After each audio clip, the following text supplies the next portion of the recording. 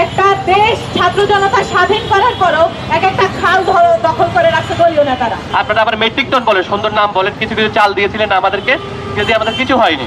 সংস্কার করলে পরের দিন তো আর সংস্কার থাকে না। গত বছর বন্যায় আমরা গিয়েছিলাম লক্ষ্মীপুর ছাত্র কল্যাণ থেকে আমাদের এলাকায় ত্রাণ দেওয়া কিংবা মানুষকে উদ্ধার করা কিংবা বন্যায় মানুষ ক্ষতিগ্রস্ত হয়েছে এই জিনিসগুলো দেখার জন্য, কিন্তু গিয়ে দেখলাম সেখানে চলতেছে প্রশাসনিক অব্যবস্থাপনা ও রাজনৈতিক দৌরত্ব।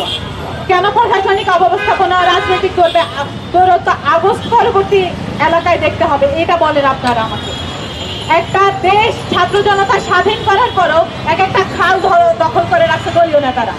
এক একটা খালে তারা নিজেদের মতো করে ঘর বাড়ি তৈরি করছে, দোকানপাট দিচ্ছে কিংবা নিজেদের মতো করে টুকরো টুকরো করে কেটে নিয়ে যাচ্ছে। সরকারি খাল জনগণের সম্পদ কিভাবে টুকরো টুকরো করে দলীয় নেতারা নিয়ে যায়, এটার প্রশ্ন আমার সরকারের কাছে রয়ে গেল, ইন্টারিমের কাছে রয়ে গেল। ইন্টারিমের কাছে আমি জবাব চাই, যেই সরকার যেই ছাত্র জনতা। RICL TMX, যুগের পর যুগ স্থাপনা থাকে মজবুত। সরকারকে ছাত্র জনতা বসাইছে, তারা ছাত্র জনতার নাকের ডগার উপর দিয়ে দেশের মধ্যে এবং এক একটা অঞ্চলের মধ্যে যে অনিয়ম তৈরি করে দিছে এবং অব্যবস্থাপনা তৈরি করে দিছে প্রশাসনের মধ্যে, এইগুলোর জবাব চাই আমরা। আমরা কেন কৃত্রিম বন্যার মধ্যে আবদ্ধ হয়ে থাকবো, যেখানে আমাদের লক্ষ্মীপুর নোয়াখালী ফেনীর মানুষজন পিছায় নেই, মানুষজন আগায় আসছে, যেখানে প্রশাসনে আমরা বৃহদাংশে আমরা সার্ভ করে যাচ্ছি, আমাদের ওই অঞ্চলের মানুষগুলো, শিক্ষার্থীগুলো শিক্ষিত হচ্ছে, মানুষজন রেমিটেন্স দিচ্ছে, আমাদের ওইদিকে সবচেয়ে বেশি রেমিটেন্স আসছে, সেখানে আমরা কেন এরকম অবহেলার শিকার হব?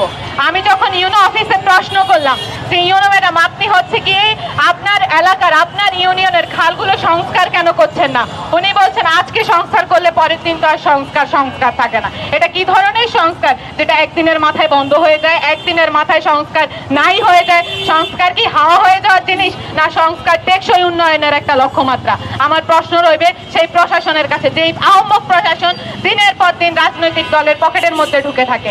আমি বুঝতে পারি না যে এই বন্যা প্রকৃতি নিয়ে আসে এবং প্রকৃতি ধুয়ে নিয়ে যায়, পলিমাটি দিয়ে যায়, আমরা সেই বন্যা থেকে উপকৃত হব, কিন্তু এটা কি ধরনের বন্যা যে এই বন্যা দিনের পর দিন মানুষকে জলাবদ্ধ করে রাখবে, রোগে আক্রান্ত করে রাখবে, মানুষকে ঘর বাড়ি নষ্ট করে দিবে। সেই পুনর্বাসনের জন্য যাবে আবার রাজনৈতিক নেতারা কয়দিন পরে ত্রাণ দেওয়ার জন্য, টিনের চালের টিন দেওয়ার জন্য। এই ছবি রাজনীতি আমরা আর মানি না। আমরা আমাদের ন্যায্য হিস্সা চাই, আমরা সরকারের কাছ থেকে আমরা আমাদের বাজেট চাই। ইউনো অফিসে কিংবা সরকারি অফিসগুলোতে জিজ্ঞেস করা হয় এই সংস্কার কেন করা হচ্ছে না, তারাও সুন্দর করে উত্তর দেয় আমাকে কোনো বাজেট দেওয়া হয়নি। আপনাকে কেন বাজেট দিবে? বাজেট দিবে আমার এলাকাকে। আপনি কেন ভাববেন যে এটা আপনাকে করে দিতে হচ্ছে? আপনি ভাববেন আপনি আপনার দায়িত্ব পালন করছেন। এই যে ইউনো অফিসের কর্মকর্তারা এদের কতটা অসহযোগিতার ফলে আমাদের ওই দিকের বন্যার ক্ষতিগ্রস্ততা বেড়ে যাচ্ছে, এটার জবাব দিতেও আমরা চাই। সর্বোপরি আমরা ইন্টারিমের কাছে জবাব চাইবো, তারাই এখন সরকার। আমরা জানতে চাই না কোন রাজনৈতিক দল এসে প্রভাব খাটাচ্ছে, কোন প্রশাসন অসহযোগিতা করছে, কোন ইউনিয়ন কোন রাজনৈতিক নেতার পকেট, আমরা এত কিছু জানতে চাই না। আমরা স্বয়ং সরকারের কাছে প্রশ্ন করছি এই 3 জেলার প্রতি আপনার সুদৃষ্টি কবে আসবে, নাইলে আপনার যে ছাত্র জনতার সরকার আপনি বৈধতা হারাবেন। হাজার হাজার প্যাকেট যখন ত্রাণ বিতরণ করি, আপনারা আবার মেট্রিক টন বলেন, সুন্দর নাম বলেন, কিছু কিছু চাল দিয়েছিলেন আমাদেরকে, যদি আমাদের কিছু হয়নি। উপজেলা প্রশাসন জেলা প্রশাসন নিজেদের মতো করে কিছুর ব্যবস্থা করেছে, এনজিও গুলো ব্যক্তিগত উদ্যোগে মানুষ দিয়েছে। এরপরে 1 বছর চলে গেছে, আপনাদের কোনো দৃশ্যমান কাজকে আপনারা করেছেন?